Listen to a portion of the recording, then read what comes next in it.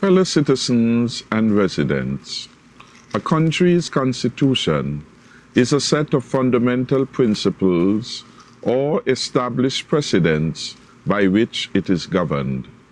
In most democracies like ours, constitutions provide limitation on state power by establishing lines which a state's ruler cannot cross, such as fundamental rights and freedoms.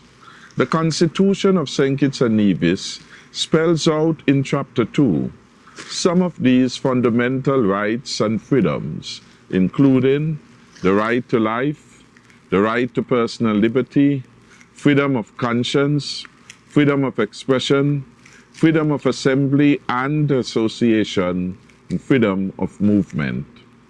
In 2013, we celebrated 30 years of independence in St. Kitts and Nevis. We celebrated those who sacrificed for our right to be free. We celebrated those that understood that free men, women, and children have the right to pursue life, liberty, and happiness. Free people have the right to prosper. They have a right to protest.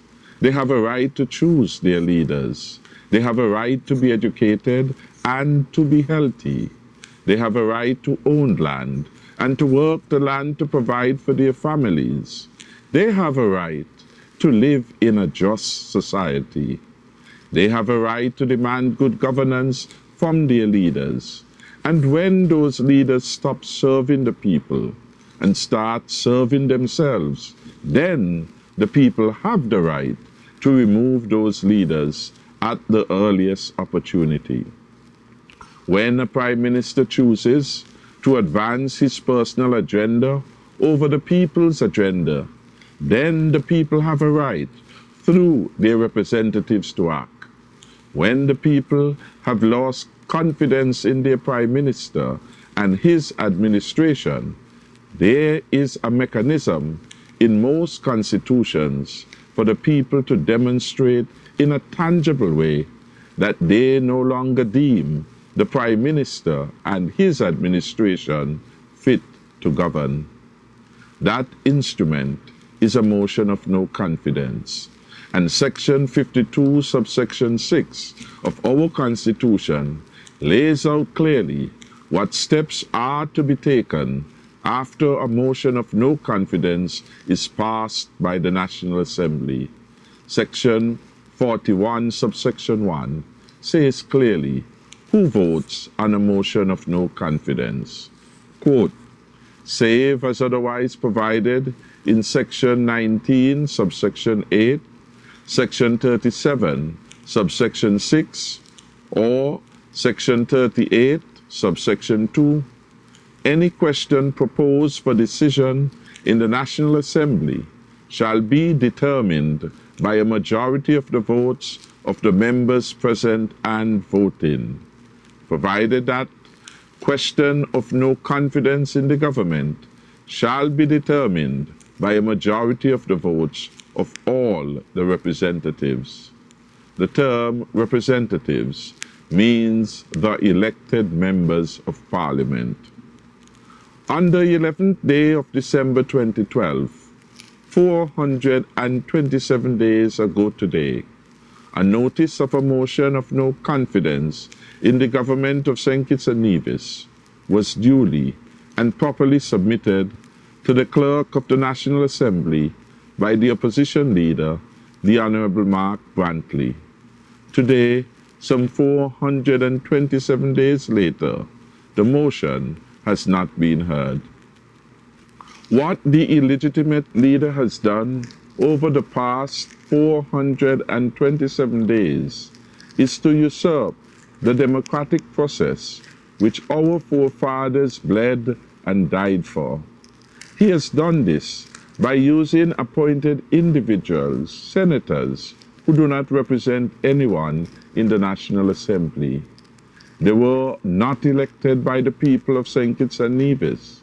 They were selected by the rule of one-man dictatorship to assist in running an oppressive, illegitimate minority administration. not only have the majority of the representatives of the people of St. Kitts and Nevis said that they have no confidence in the Douglas regime, it is clear who the people have confidence in. That is Team Unity. As long as the illegitimate leader refuses to hear the motion of no confidence or to call general elections, he will continue to deny the people their prosperity agenda. This agenda will bring wealth to the people of St. Kitts and Nevis. It will have a jobs and economic turnaround plan, a plan to train our youths free of cost, from preschool to high school, a plan to rebuild our tourism industry as a serious economic catalyst for St. Kitts and Nevis, a plan to take advantage of our renewable energy, including solar, wind, and geothermal, a plan to take agriculture to a new level of growth and development, a plan to bring down the cost of electricity, VAT, and other taxes that are too burdensome to the people of St. Kitts and Nevis, a medical and research plan that will make St. Kitts and Nevis the medical research capital of the region. We will build on the leading edge research already going on right here at the St. Kitts Biomedical Research Foundation and the Behavioral Science Foundation at Lower Borio Estate to address debilitating and degenerative diseases such as Parkinson's disease. A proper national security plan that keeps our people safe and secure and redeem us from being one of the 10 most homicidal countries in the world. A plan to bring our land back to ownership by the people and make housing affordable for the vast majority of the poor and propertyless. As long as the motion of no confidence is not heard, and the people do not get a chance to elect a government of their choice in free and fair elections, the people will not get the prosperity they want and which they deserve. We in Team Unity are committed to work in unity to achieve the full potential of our people and our country.